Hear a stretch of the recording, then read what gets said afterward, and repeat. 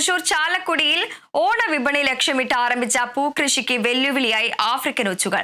വിളവെടുപ്പിന് പാകമായ ചെണ്ടുമല്ലി ചെടികളാണ് ആഫ്രിക്കൻ ഒച്ചുകൾ പൂർണ്ണമായും നശിപ്പിച്ചത്.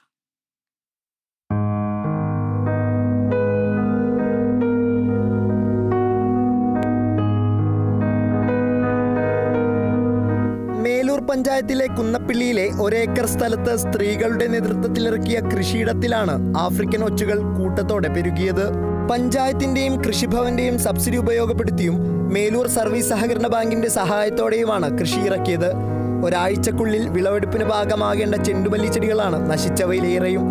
ചെടികളിൽ മൊട്ടുവിരിഞ്ഞതോടെയാണ് ആഫ്രിക്കൻ ഒച്ചിന്റെ ശല്യം രൂക്ഷമായത്. ഇതോടെ ഭൂരിഭാഗം ചെടികളും ഉണങ്ങി. ഒച്ചിനെ തുരത്താൻ ചെയ്ത പ്രതിരോധങ്ങളും ഫലം കണ്ടില്ല. കഴിഞ്ഞ വർഷം ചെണ്ടുമല്ലി കൃഷി നല്ല വിളവ് നൽകിയിരുന്നു. ഇതാണ് ഇത്തവണയും ചെണ്ടുമല്ലി കൃഷി ഇറക്കാൻ ഇവർക്ക് പ്രേരണയായത്. ഒച്ചിനു പുറമെ കാലാവസ്ഥാ വ്യതിയാനത്തെ തുടർന്ന് വാട്ടരോഗവും കൃഷിയുടെ നാശത്തിന് കാരണമായി.